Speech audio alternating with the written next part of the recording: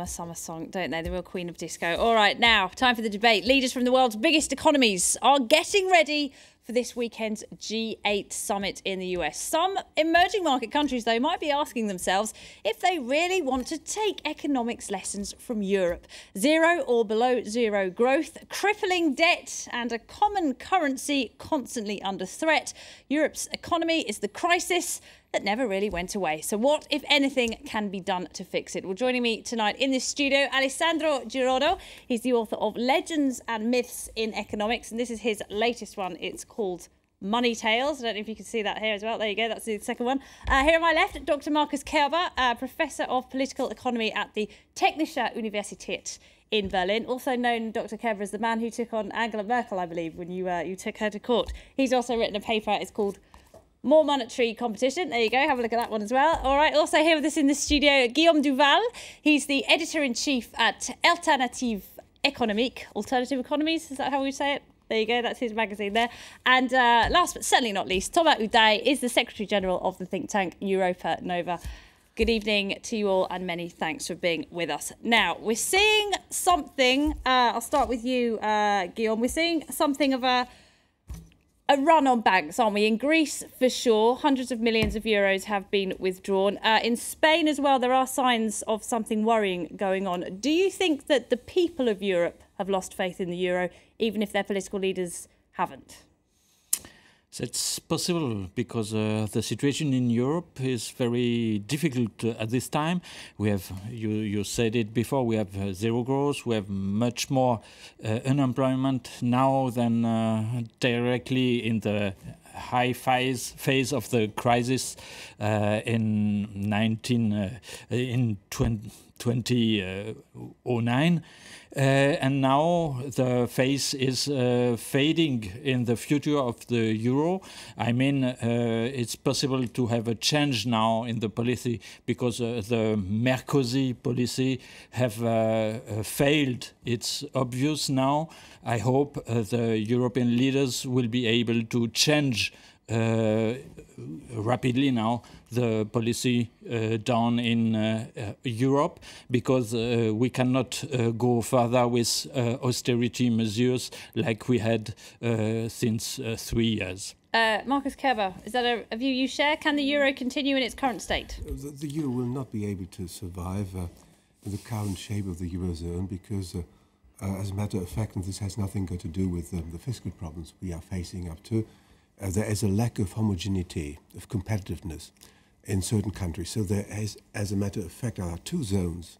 There are competitive countries who are very performing in foreign trade. These are the trade and balance of payment surplus countries, apart from Germany, the Netherlands, Austria, Finland, and Luxembourg.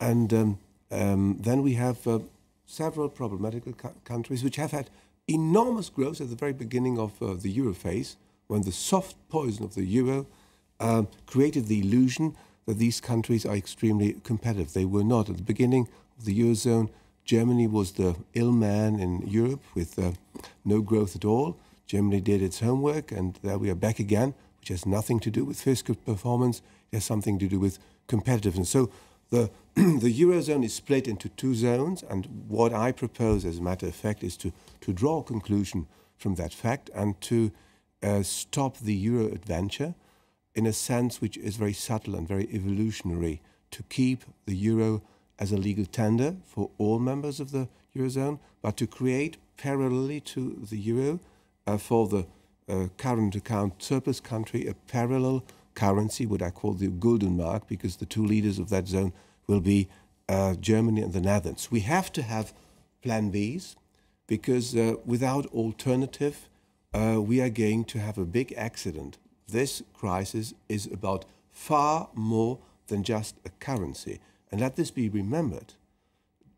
Europe has very well worked and functioned without a single currency. We started the single currency and it has become some sort of political superstition and political religion. Right. Today we have to see reality as it is, face up and find an exit to this crisis. All right, two very different points of view there. Let's bring in another one. The British Prime Minister David Cameron, whose country is, of course, outside the Eurozone, said today that EU leaders faced a tough choice. The Eurozone is at a crossroads. It either has to make up or it is looking at a potential breakup. Either Europe has a committed, stable, successful Eurozone with an effective firewall, well-capitalised and regulated banks, a system of fiscal burden sharing and supportive monetary policy across the Eurozone. Or we are in uncharted territory, which carries huge risks for everybody. All right, Alessandro Giroda, Cameron went on to talk about the remorseless logic of monetary union. Do you think he's right in that EU leaders, Eurozone leaders, are guilty of ignoring the economic reality to pursue their political ideals? Guilty, it's a little bit a hard word, I would say. But, you know, clearly we did a mistake 10 years ago and we kept making this kind of mistake. And now, you know, if you look at the Greek crisis that I call the dramatization of the crisis, it means that, you know, we are just looking at an iceberg and this is the tip in reality. And right now, clearly, as Marcus said, we need really to choose. Either we break everything or we stay all together, maybe with a German stark mark or stark Euro. Good mark. Mixture of the Dutch and the German country. And we need a good name to inspire confidence. That's going to be a good name. Guldenmark. And, you know, this is also a solution. The question is that right now, clearly, we can't go on. Imagine that, you know, if you take the crisis of Greece, it is less than 1% of the world GDP. It is less than 1% of the total debt in the world, and it is creating a significant problem. So clearly, we need to make a rapid choice, and we have very little time. Tom O'Day, if you'd like to come in there. We're now looking at a union of states, debtors and lenders, really, aren't we? That's what the Eurozone is now. Sure, but just to come back on the analysis, I agree. We are in a very difficult moment, and we're at the crossroads, as Cameron said. I think this moment could have been, forecasted before. We had made some mistakes 10 years before, and we are now realizing that we had this responsibility, and the leader at this time didn't take all the right measures. Now, of course, what can we do today? I think there is another way, which is about continuing the integration and go towards more federalism, which is obvious for a lot of experts today, because we cannot continue with this diversity of competitivity in the different economies. And one of the road is to continue the political vision, because we need this kind of project for our economies and for the people. That's my point. And step by step, of course, the short term is we need to still regulate the Euro crisis, launch project to boost growth, and then we need another step. There will be another institutional step in a few months or years to create a real European governance that is lacking, and that will allow the different and the diversity of the countries to be balanced with transfer, mobility, financial transfer that today are not possible. This is the other side of the coin, isn't it? Deeper political union must follow fiscal union. We've heard that again and again. There are so many flaws in what you try to present as is that I would like to focus mainly on the main pitfalls and illogical aspects of these thoughts. Well, we have seen that the European Union is unable to master this crisis, and that the Union doesn't have the governance to come up with a solution, because that goes on now for 2.5 years, and apparently sharing a unique or single currency is too much for the European Union. That is a statement. Saying that we must go beyond that, creating fiscal union or even political union, ignores that the populations in the different countries don't want that. Not only the British population, the Dutch population. So we have already a problem that some people pay for others, and the ones who have to organize and to give the subsidies and the transfers are very reluctant. May I remind you of the fact that not only in Germany, but in many other countries, when we, full of ignorance of what would happen, decided to buy some time for the Greek, and to give them very generous credit, there was an outcry, an outburst of anger in the German population. So we find out today that we have to concentrate on the task Europe can achieve. We have to reshape Europe very quickly, because neither the European Commission nor the European Council have been able to deal with that crisis. In the middle of such a statement I make, our friend says we might need more Europe. This is the philosophy of the Commission, who wants to go on with central bureaucracy. Central bureaucracy is a new fashion of democratic centralism. We know all that. But I believe it's so wonderful and comfortable to have central power in Brussels and to be not controlled. I believe what you're saying, Thomas. This is an elitist project. It is totally aside of what the wish and the preferences of the population. I believe what you're saying is you want to reform the political situation. Europe has been, from the start, an elitist project, and it brought to a lot of countries growth, modernity, and for some of them also democracy. So this is the trend where we're still in. Okay, we didn't do all the things right from the start, but now we have to take lessons from what has happened. And when you're saying, you know, yeah, of course, there's a problem of legitimacy. There's a problem.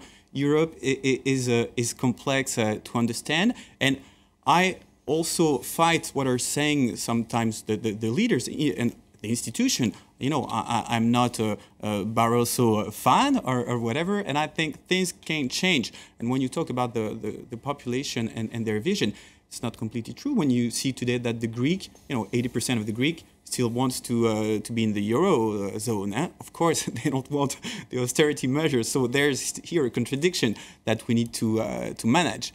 But in the end, look at Belgium on a smaller scale.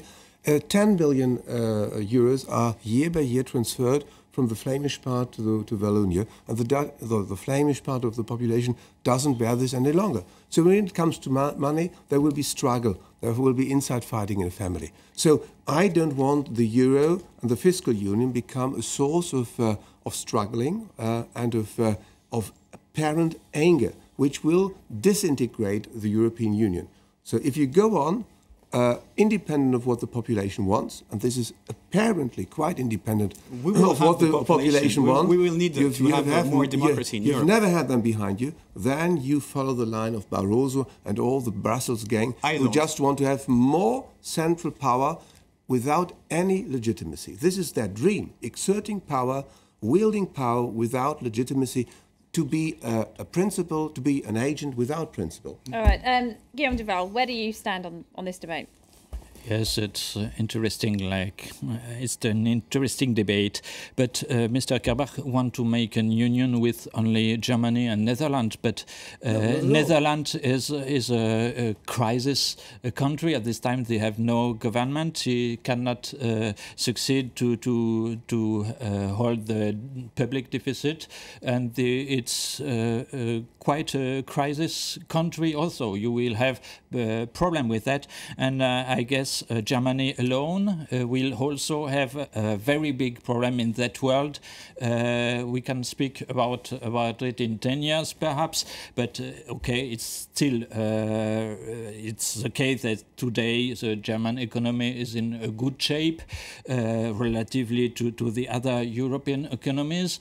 It was not the case 10 years before. It can be also not the case in the next decade. We don't know, but I'm sure that Germany alone or with small allies, a short number of small allies will be very, very small also against China or the United States in the next century. You need Europe as we need Europe. It's difficult to shape. It's clear. We have made too little, too late since 2 years. It's in a big part the fault of the German actual government. I don't think it's a German country. Inside of Germany, there are a lot of difference regarding the policy done by Mrs. Angela Merkel in Europe. But now we are able, I guess, with Mr. Hollande, in particular in France, we are able to have a different European policy and a more positive one for the European people and for the unity of Europe. We don't want to share again, to have a divided Europe again. All right, We now I have, wonder as a matter of fact, a divided Europe. I wonder if we could just take I didn't want to argue the case of Germany being alone. Thank you for being so worried about Germany going alone. I said we have natural monetary allies, and would be the first to take into that new monetary zone, which would cohabitate with the euro, Dr. Kerver, our friends from Italy. I'm sorry to interrupt. Let's just take a quick listen to who Dr. Kerver refers to as elitists. Here's Jean-Claude Juncker, the chairman of the Eurogroup. Here's what he had to say when he was asked if Greece was soon going to be leaving the euro. Here's what he had to say. I don't envisage, not even for 1 second, Greece leaving the euro area. This is nonsense. This is propaganda, and we have to respect the Greek democracy. All right, take a listen, though, to José Manuel Barroso, the European Commission president. Well, I can tell you what he said, actually. Taking a slightly different tone. He said if a member of a club does not respect the rules, it's better that it leaves the club. And this is true for any organisation or institution or any project. It seems that the conversation, Alessandro Giroda, has turned that way now, doesn't it? It looks like the question is for me the following. Only as an economist, I can look at the market, because I am on the markets, and I can look at the economy and I can say it doesn't work. So now we have to choose, and it is it's really a dilemma. Either we want to stay all together and we can find certain kind of solutions. I give you an example. Just lately, it is 1 week ago, we had California. They had a forecast of a budget deficit of 9 trillion of US.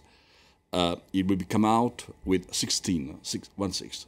And we don't have anything or anybody attacking California. Why? Because, there is a common ground. And as you know, California is financed, the social worker there or a person that is receiving a little bit of help is maybe financed by Ohio people or maybe from New York people. So do we want to have this kind of choice or not? This is, for me, the major point. And after, the technicalities are not very complicated, very frankly. The point is, for me, a political choice. So do we have do we want to have a referendum? Why not?